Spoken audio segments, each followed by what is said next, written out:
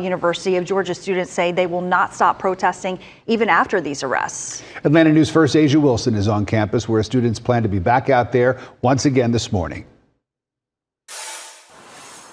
Students will be right back out here in just a few hours after nearly 150 students were here until about 9 last night. They tell us they're upset with the way campus police handled protests yesterday morning. They say they were just peacefully trying to make their voices be heard.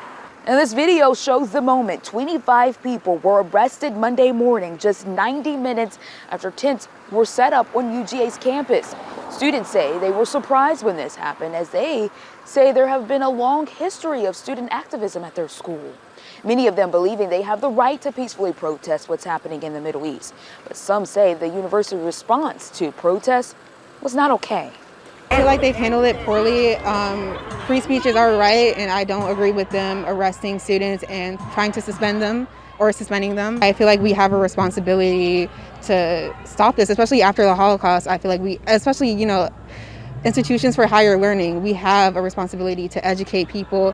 Now, the university issued a lengthy statement saying in part protesters were breaking policies of blocking sidewalks and disrupting university activities and were giving opportunities to relocate, but they refused. Meanwhile, students plan to be right back out here in about an hour as the protest continues at 9.